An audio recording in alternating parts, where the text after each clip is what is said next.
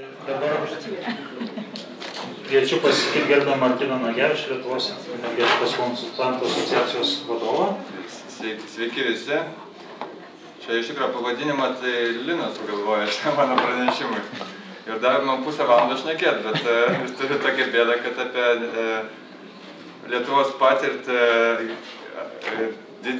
skatinant efektyvų energijos vartojimą realiai nėra ką per pusvalandą ir pasakyti, žinai. Tai truputį mano pranešimas truputį bus trumpesnis, negu kad numatytą tvarkaraštį, paliksiu jums daugiau laiko padiskutuoti. Atsiprašau labai už piktą pasisakymą, kadangi šiaip aš esu tikrai nepiktas žmogus, bet šitoj srity man neišeina kitokių tonų visą tai papasakoti. Visų pirma, šiek tiek statistikos, reiškia, kaip Lietuva atrodo bendrai ES kontekste pagal energetinį efektyvumą. Energetinis efektyvumas dažnai yra skaičiuojamas vertinant taip vadinamą galutinės energijos intensyvumą. Kas tai yra? Tai reiškia yra galutinis energijos vartojimas, visų rūšių energijos, šilumos, elektros, dujų, anglių, malkų, dizelino, benzino ir kitus tenkanti vienam BVP vienetui, vienai kokiai nors valiutos vienetui. Čia yra, reiškia, parodyta, kaip atrodo Lietuva pagal šitą intensyvumą, lyginant su kitomis šalimis. Tai mūsų intensyvumas yra maždaug truputį daugiau nei 2 kartus viršyje ES vidurkį. Čia yra palyginimas su ES vidurkį. Kaip matome, dešinėje yra visos tos šalis, kurios yra ES rytuose, kur tenais yra intensyvumas pats didžiausias arba efektyvumas pats mažiausias, o kairėje yra vakarų Europos šalis, kurios skatinant efektyvesnį energijos vartojimą jau dirba daug metų. Tai čia tiek maždaug bendrai tą kontekstą. Čia yra 2009 metų duomenys. Dabar, jeigu pažiūrėt, kaip keitėsi tas energijos intensyvumas, šiuo atveju yra skaičius yra kilogramais naftos ekvivalento 1000 eurų BVP Lietuvos, čia Lietuvos duomenys. Nuo 1995 iki 2010 metų, kaip matome, statistika tendencijos visiškai neblogos, mes maždaug dvigubai padidinom, tai yra sumažinom galutinį energijos intensyvumą. Reiškia, augant BVP, mažėja energijos vartojimas ir tendencijos yra liktai ir geros. Tai dabar konkrečiai, kaip visą tai yra, kas yra daroma. Paskutinis strateginis dokumentas susijęs su energijos efektyvumo didinimo politika ir net juokinga pasakyti, tai yra nacionalinė energijos vartojimo efektyvumo didinimo programa 2060 metam. Tai yra dokumentas parengtas 2005 metais. Tai nuo to laiko jokio strateginio dokumento valstybės mastu nebuvo padaryti. Ten daug kas yra prirašyta, bet kas yra įdomu, ten iš tos programos yra įvertintas techninis energijos taupimo potencialas. Tai reiškia, maždaug gyvenamuose namuose įvertinta, kad galima maždaug 35% padidinti efektyvumą, reiškia, sumažinti vartojimą galutinės energijos maždaug 8,2 teravatvalandė, visuomeniniuose pastatuose maždaug 56%, transporto sektoriai maždaug 7%, atliekinių energijos išteklių panaudojimas pramonės energetikos nuotekų valymo įmonėse maždaug nuo 35 iki 44%. Iš viso galima būtų sutaupyti, nesuvartoti, įdiegus visas techniškai įmanomas priemonės, 16,9 ir 18,4 teravatvalandžių energijos galutinės Lietuvoje per metus. Tai reiškia maždaug apie, grubiai tariant, truputį mažiau negu trečdalį visos energijos mes išvaistom daugiau, negu kad galėtum to išvengti. Taigi, iniciatyvos pastaraisiais metais energijos efektyvumo didinimo. Tai su pirma reikia paminėti investicijas į visuomeninių pastatų renovaciją. Tam buvo nukreiptos pakankamai nemažos lėšos iš ES sanglaudos fondų. Buvo užvakar pasižiūrėjau statistiką, tinklapį sparama.lt. Iš viso buvo investuota iš 2007-2013 metų laikotarpio maždaug 750 milijonų litų į tą 405 projektus. Čia yra kalbama apie tos projektus, kurie jau yra pabaigti, jau yra įgyvendinti. Iš viso dabar sunku pasakyti, kiek tenais buvo pasiektas efektas, taip grubiai, taip primetus maždaug 0,15–0,20 teravatvalandžių per metus. Kaip prisimenu praeitoj skaidriai, techninis potencialas taupymo visuomeniniame sektoriuje yra 2,8 teravatvalandas, reiškia mes maždaug apie šitą, grubiai tariant, mažiau negu 10% sutaupėm to, ką galima sutaupyti šitam sektoriui. Su daugiabučių namų atnaujinimo programa, tai labai sunku buvo iš tikrųjų gauti duomenis šitos kažkokioje vienoje vietoje, kur kiek yra jau padarytų tų daugiabučių namų renovuota, bet būsto urbanistinės plėtros agentūrai radau tokį skaičių, nežinau, jis teisingas, kad pagal galiojusi iki 2008 metų tvarką reiškia, jau yra atnaujinti 474 daugiabučiai, o pagal tą nuo to laiko įvestą tvarką, pagal tą Jessicos programą, atnaujinti 6 pastatai. Iš viso 480 pastatų, tai yra maždaug 1,4% visų daugiabučių jau yra renovuota. Tai reiškia, sutaupimas, vėlgi mano paties vertinimu labai grubus, apie 0,15 teravatvalandžių. Praktiškai labai smarkiai atsiliekam nuo to, ką galėtumėm padaryti. Vėlgi, problema yra ta, kad neįmanoma rasti tikslių sutaupimo skaičių, tai yra kiek realiai buvo padaryti sutaupimai įgyvendinus šitos projektus. Tokio kaip monitoringo, arba jisai nėra atliekamas, arba jo rezultatai yra oficialiai neteikiami. Arba aš, kaip Lietuvos energetikos konsultantų asociacijos direktorius, nesugebu jų rasti. Dabar kalbant apie pramonę, tai pramonėje jokios skatinimo valstybės iniciatyvų nebuvo pastebėta, kad būtų kažkoks tai energijos efektyvumo fondas, kaip anksčiau, tai tas fondas buvo panaikintas 2008 metais. Kad transporte jokių valstybės skatinimo iniciatyvų nėra. Jūs negalite gauti kažkokios tai valstybės paramos už tai, kad nusiperkate efektyvesnį automobilį. Nėra jokių PVM nuolaidų, nėra, nežinau, nėra skatinamas, pavyzdžiui, tas ekodrivingo iniciatyvos Lietuvos mastu, reiškia, kaip mokinti vairuotojus efektyviau eksploatuoti automobilius. Individualus būstas valstybės skatinimo iniciatyvų nėra, iš viso, jeigu būtų visai korektiškai, tai visai neseniai, reiškia, Lietuvos aplinkos apsaugos investicijų fondas paleido iniciatyvą iš klimato kaitos programų, reiškia, finansuoti atsinaujinančių energijos išteklių mažus projektukus individualiuose pastatuose, bet tas projektas jisai dar nėra įgyvendintas ir todėl galiu drąsiai pasakyti, kad individualių namų savininkai, o tokių yra iš viso maždaug apie pusę gyvenamo fondo Lietuvoje, reiškia, jokios paramos renovacijai arba efektyvesniam energijos gamybai iš valstybės negauna.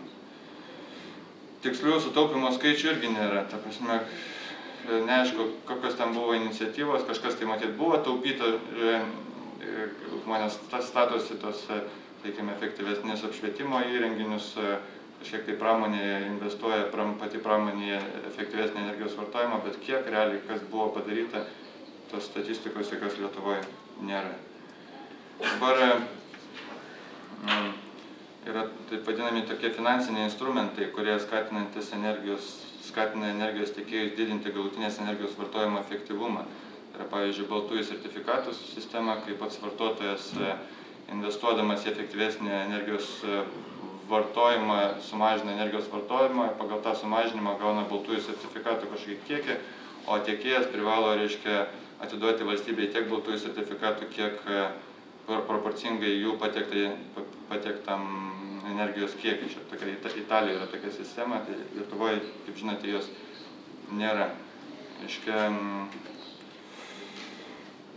savanoriški susitarimai, buvo tokia iniciatyva energetikos ministerijos pačioje egzistavimo pradžioje, reiškia, kad savanoriški susitarimai su energijos tiekėjais, kad energijos tiekėjai patys įsipareigoja inicijuoti efektyvesnį energijos vartojimą. Tai šiaip netai buvo pasirašyti 9 savanoriški susitarimai, tai su 8 centrinės šilumos tiekimo įmonėm ir Litgridu.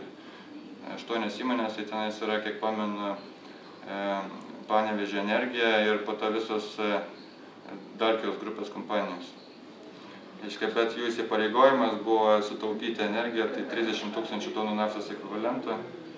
Tai neaišku, kaip tai per visą laikotarpį, turbūt 0,35 teravatvalandas, bet tame skaičiuje tik 600 tonų naftos ekvivalento nykstamai mažą skaičių galutiniam energijos suvartojimo sumažinime. Tai paprastai įmonės, įsipareigoja efektyviau sumažinti savo nuostolius transformatorinėse, sakykime, arba šilumos tinkluose, realiai tai ten, kur jie bet kuriuo atveju planavo investuoti.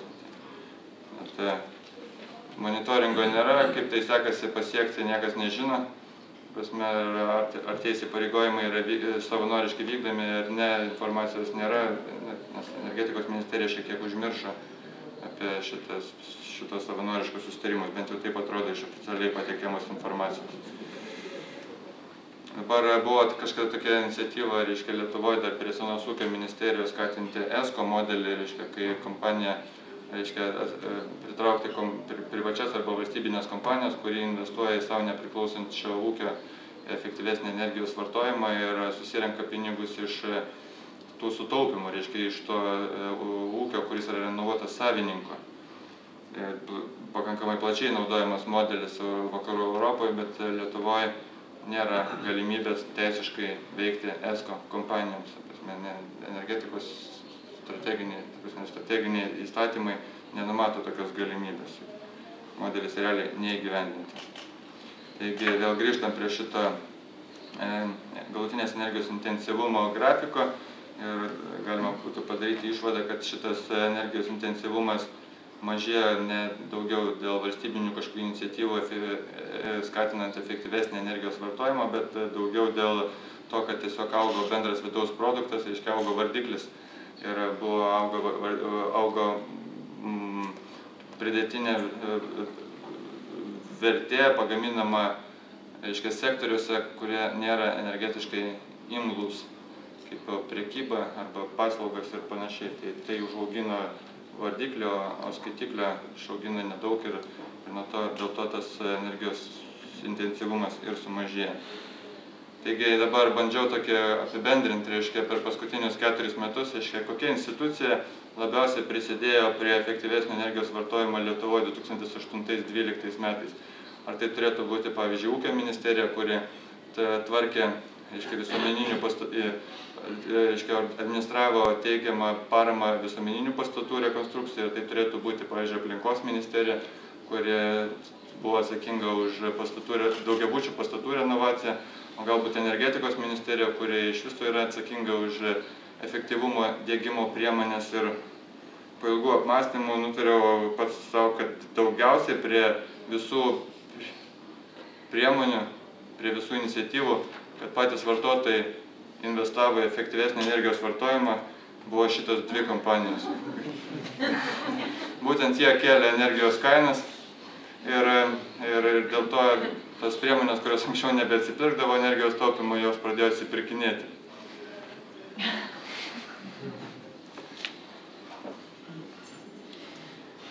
Taigi dabar, ką reikėtų daryti toliau, kad nebūčiau toks trumpas tame pranešime, tai padariau tokį pamąstymą, kokių iniciatyvų reikėtų imtis dabar, žvelgiant į ateitį. Visų pirma, reikėtų nustatyti optimalius energijos taupimo tikslus, padaryti kaštų naudos analizę Lietuvai makroekonominiu lygiu, įvertinant visas reikalingas investicijas į energijos efektyvumo didinimą, įvertinant, koks būtų tų investicijų pasekmėje patiriamas energijos taupimo efektas, įvertinant išorinę naudą, tai sukuriamas darbo vietas, papildomas biudžeto pajamos, išaugusi energetinį saugumą, sumažėjusius taršos išorinius kaštus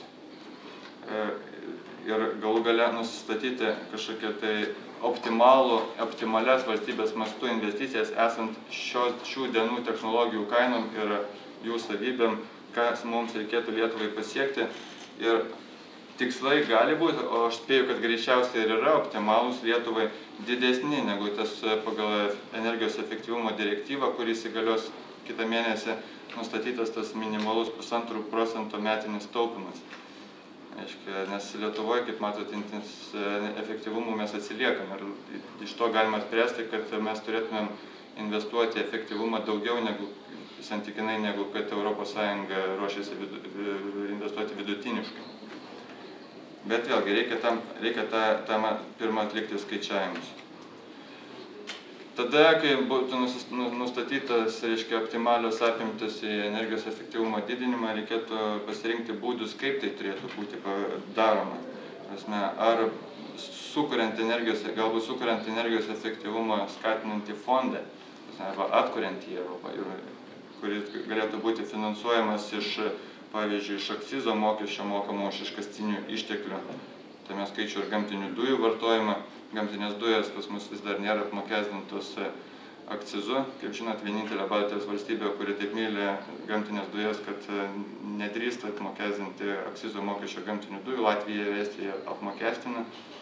Mes daugiau galvojame apie tai, kaip apmokestinti prabangos priemonės, bet ne tokį daiktą, kurį realiai reikėtų apmokestinti ir skatinti jo vartojimo mažinimą kaip gamtinės dujas. Galbūt reikėtų finansuoti iš energijos tiekėjų įnašų, ta prasme, kad jie finansuotų tą fondą proporcingai patiektam energijos kiekiui, parduotos energijos kiekiui. Galbūt jisai turėtų būti finansuojamas iš biudžeto arba iš ES struktūrinių fondų. Galbūt, kaip svečiai sakė, galbūt tai galėtų būti finansuojamas iš pajamų gautų aukcione pardavus apyvartinius taršos leidimus nuo 2013 metų. Ir tada numatant tinkamas priemonės, kurios didintų energijos vartojimo efektyvumą ir kurios turėtų būti finansuojamas iš fondo.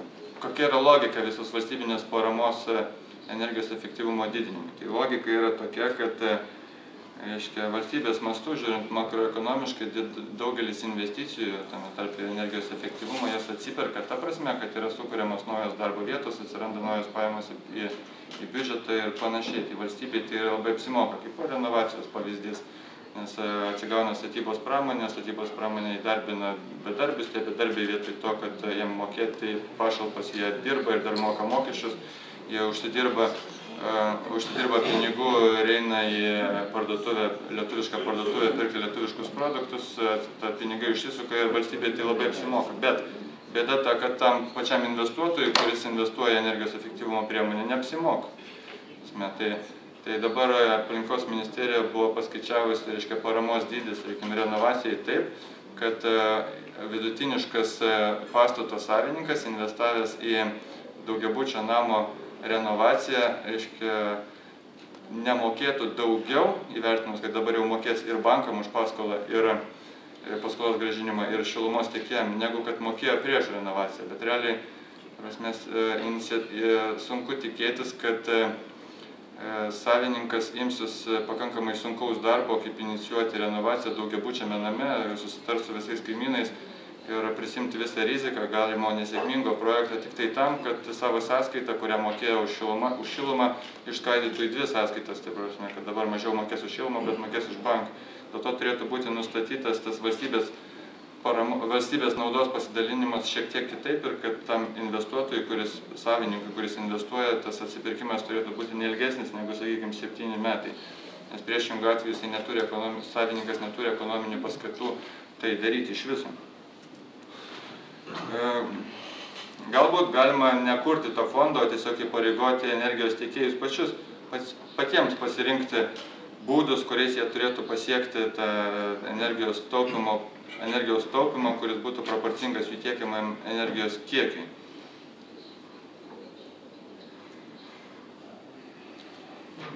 Galbūt reikėtų skatinti vartojimo mokesčiais, sakykime, nustatyti skirtingus pridėtinės vertės mokesčius arba akcizus, netaupiai,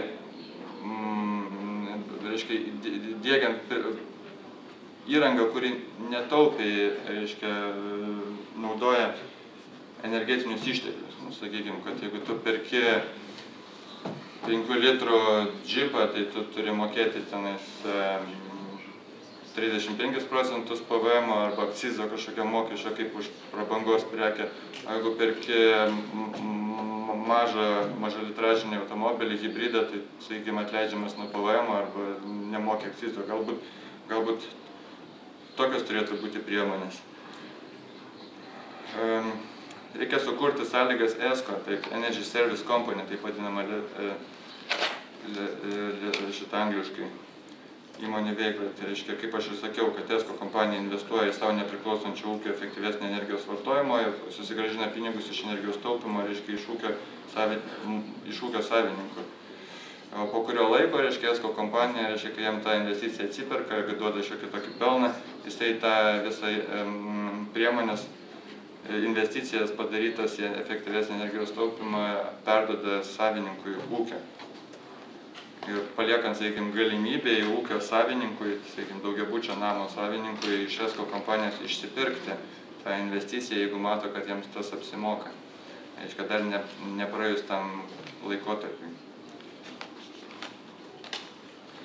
Galbūt reikėtų nustatyti įsipareigojimus valstybinių institucijų pirkimams. Čia gal jau net ne galbūt, bet pagal direktyvą turi būti nustatyti tokie, aiškiai, įpareigojimą statyti tik energetiškai efektyvius pastatus, įpareigoti investuoti į visuomeninių pastatų renovaciją, tas 3% kasmetinės investicijos į visuomeninių pastatų renovaciją direktyvai nustatytas, įsipareigojimas pirkti tik atitinkamus energetinio efektyvumo reikalavimus atitinkančius įrenginius, kad nebūtų perkama valstybinės institucijos, nepirktų pigiausios įrangos, o pirktų tik tai pigiausios iš tų, kur atitinka tam tikrus energijos efektyvumo priemonės. Galbūt dar kažkas, tai labai svarbu yra skatinti energijos efektyvumą didinančių technologijų kūrimą ir gamybą Lietuvoje, kad visos tos technologijos būtų ne tik tai importuojamos iš kitų šalių, bet taip pat ir gaminamos Lietuvoje. Tokiu būdu, reiškia, investuojant į efektyvesnį energijos vartojimą, didesnė dalis pinigų liktų Lietuvoje ir makroekonomiškai žiūrint, Lietuvos mastu, reiškia, būtų didesnė sukuriama nauda. Reiškia, galbūt suteikiant mokestinės lengvatas, galbūt subsidijuojant investicijas, tokių investicijų į technologijų gamybą Lietuvoje. Ir apibendrinimui pabaigsiu savo pranešimą priminimu naujam energetikos ministrui, kuris pradės turbūt dirbti po kokių poros mėnesių. Ir realiai aš jam labai nepavydžiu, nes jisai turės pradėti daryti tai, ko nebuvo daroma energijos efektyvumo srityje 4 metus. Tai realiai, iš kitos pusės niekas ir neprigadinta. Turi žalią lauką, dabar reikia arti, tik tai, žinai, truputį tokie paaugusi. Tai kad ekologiškiausia energijos rūšis yra ta, kurios pavyksta nesuvartoti. Tai tiek norėjau pasakyti. Ačiū už dėmesį.